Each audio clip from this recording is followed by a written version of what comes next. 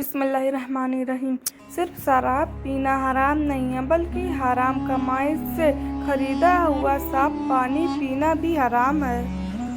امیر المومنین عمر بن عبدالعزیز رحمۃ اللہ کے دور خلافت میں جب ایک بار بھوکم آیا تو انہوں نے سبھی ریاستوں کے گورنروں کو خط لکھا کہ وہ اپنے علاقے کے مسلمانوں سے کہیں کہ اللہ سے توبہ کریں اور اپنے گناہوں کی معافی مانگیں اور اللہ کے سامنے عزیز اختیار کریں۔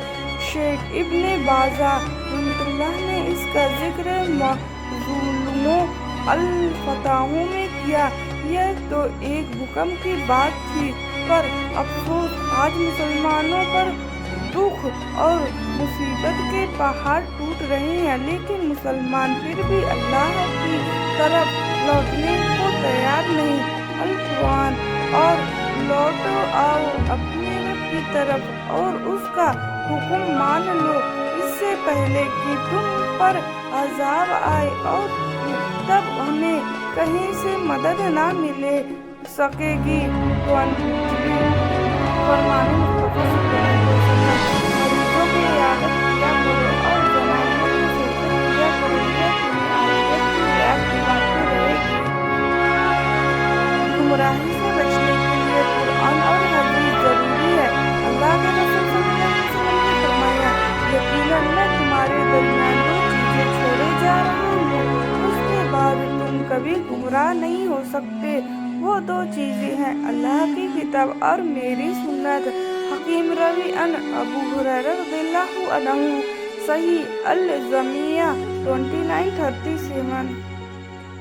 فرمان مصطفیٰ صلی اللہ علیہ وسلم، شب معراج میں ایسی قوم کے پاس سے گزرا جو اپنے چہرے کو اپنے ناخنوں سے نوچ رہے تھے۔ میں نے جبرائیل علیہ السلام سے پوچھا، یہ کون لوگ ہیں؟ انہوں نے جواب دیا، یہ وہ ہیں جو لوگوں کی غیبت کرتے تھے اور ان کی عزتوں کے پیچھے پڑے رہتے تھے۔ لباب حیات سا 2041۔ کیا ہمیں اللہ پر واقعی بھروسہ ہے؟ ایک طرف تو ہم کہتے ہیں کہ ہمیں اللہ پر پورا بھروسہ ہے اور دوسری طرف زندگی کے مسائل اور تکلیفوں کو روتے رہتے ہیں۔ دنیا پریشانی کی وجہ سے ہی دنیا کہلاتی ہے۔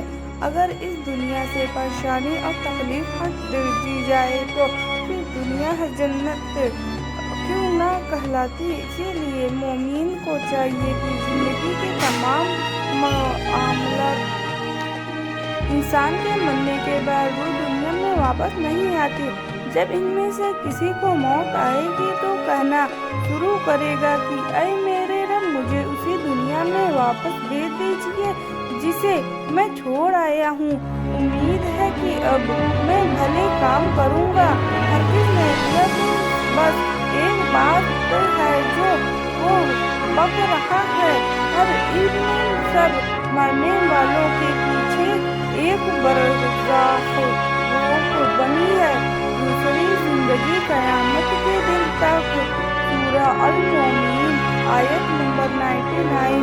نوٹ: برزخ کا مطلب آڑ یا دیوار ہوتا ہے۔ جب بھی کوئی انسان مرتا ہے تو اس کی روح کو برزخ میں رکھا جاتا ہے۔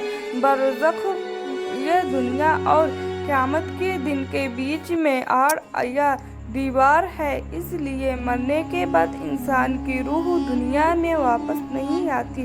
دنیا میں ہم جو بھی مرے ہوئے انسان کی شکل میں بھوت پریت دیکھتے ہیں، یہ بس انسانوں کی ڈرانے اور انسانوں کا عقیدہ خراب کرنے کے لیے شیطان کی چال بازی ہوتی ہے۔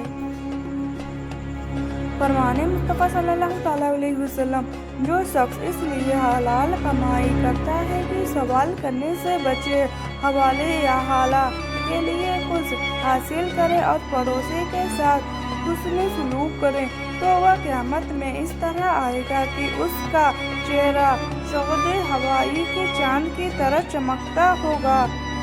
دنیا کی حقیقت: رسول صلی اللہ علیہ وسلم ایک چٹائی پر سو گئے تو آپ صلی اللہ علیہ وسلم کے جسم مبارک پر اس چٹائی کے نشان پڑ گئے۔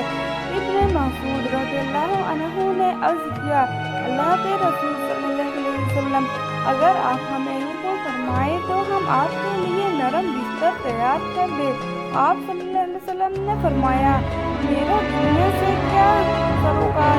میں اور دنیا تو ایسی ہے جیسے کوئی مسافر کسی پیڑ کے نیچے سایہ حاصل کرنے کے لیے رکتا ہے اور پھر اپنی منزل کی طرف کوچ کر جاتا ہے۔